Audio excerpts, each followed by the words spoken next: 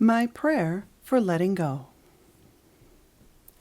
I have long sought to learn how to let things go, as have all of us from time to time.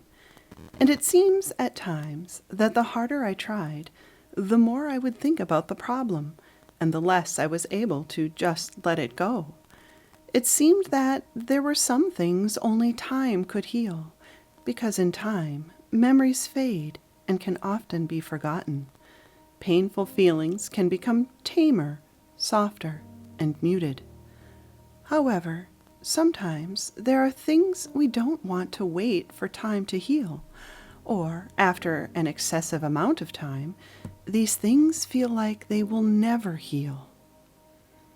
One day, in a fierce attempt to let go of something painful, I was inspired to write a special prayer to help me in this process. The original painful situation is now long forgotten, however, for I have no idea what triggered the words that follow. Only that I have often felt great power in reading them, letting their meaning fill my heart with sincerity, strength, and dedication to God, reminding me of my deep and sacred purpose here in the world, thus chasing away the flimsy ego and all its empty promises. So be warned, this prayer is uncompromising. With it, you are asking that the power of God replace all forms of weakness you are holding on to. You are asking that your world, yourself included, be disassembled and rebuilt by God's hand, that you may live your best life while you still walk in this illusion. At first, this prayer may appear to be asking for exactly what you do not want. Do not be deceived. It is a prayer for letting go of what your ego wants in order to clear an empty space for what God wills for you, the manifestation of deep abiding peace and joy in your heart and life. And so, if you feel you are ready, if you have the courage to openly ask for this, then please proceed forward, knowing mighty companions and God Himself walk with you. My prayer for letting go. If the temptation of material success would hold me here and bind me ever tighter to this world of form, then let me fail miserably at all I do. Let failure be my only success. For the world I see holds nothing that I want. I would not try to control the material world around me, wishing things were different, for the world will never be enough for my ego. Therefore, I will kneel before God without Him asking. I offer Him what my ego would covet, not waiting to see if I am asked to give it up.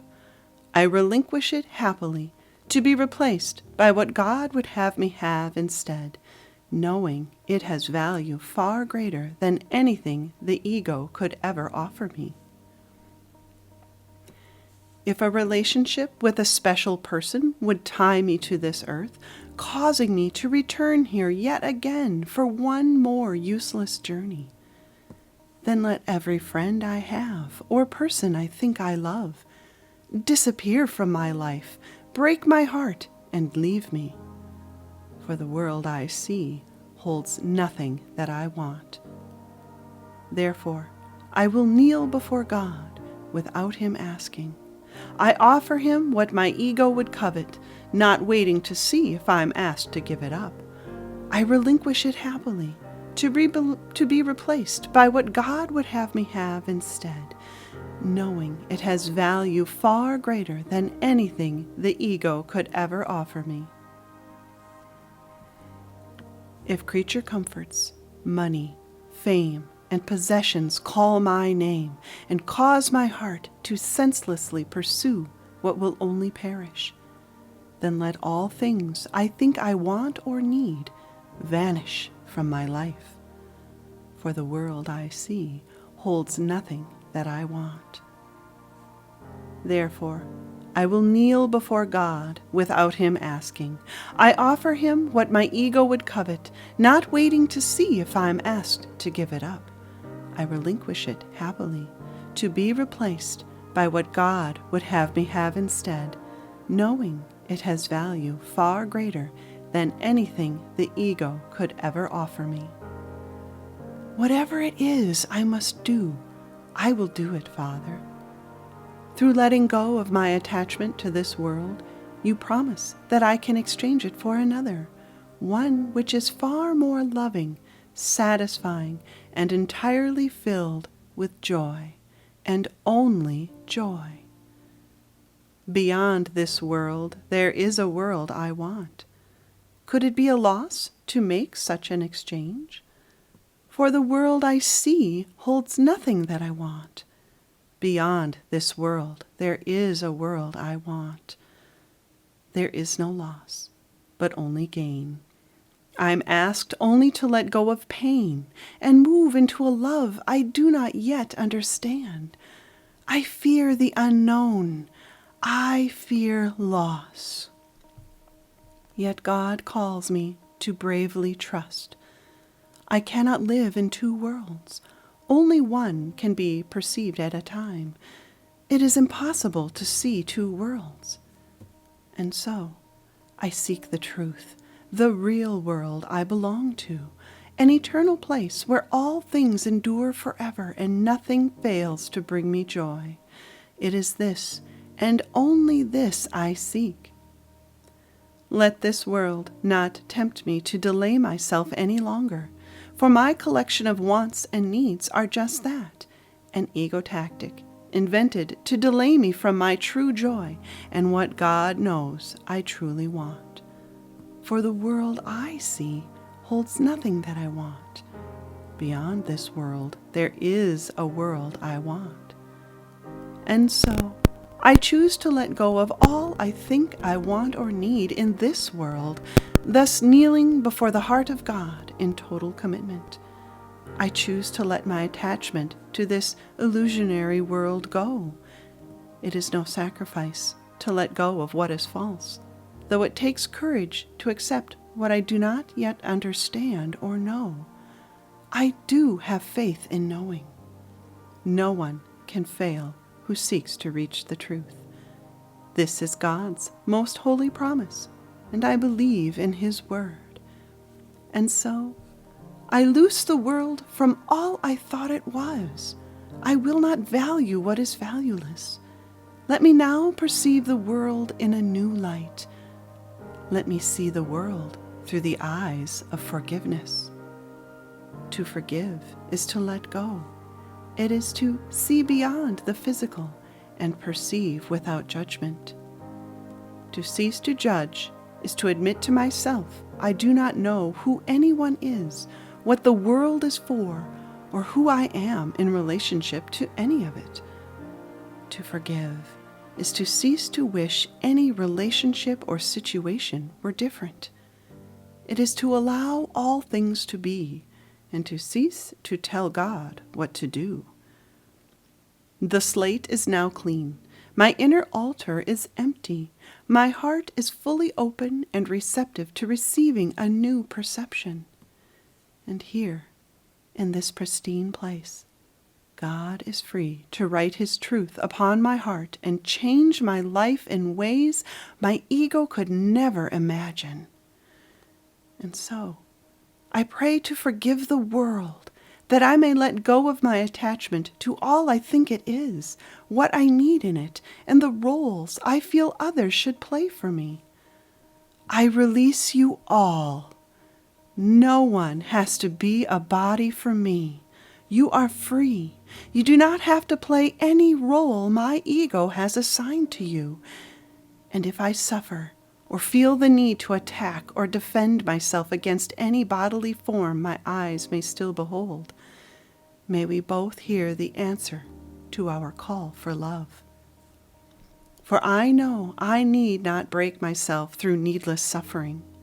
I am only being asked to lay down my attachment to all I think I lack, which seems to cause me anguish. I am only being asked to lay down my false dreams, the idols of this world I so desperately cling to. I know all suffering is caused by such attachments, and thus all suffering is only at my own hand. You ask for no sacrifice from me, Father, for you are nothing but love, and love asks for nothing. Love can only give, and only like itself. You want to give me everything in exchange for nothing. You ask only for my willingness to follow instead of lead. You ask only that I be willing to see the world through your eyes of forgiveness and love, instead of the ego's eyes of conflict and separation, of fear, hate, control, and possessiveness. You ask only that I give up my attachment to what is not real, to that which is not eternal.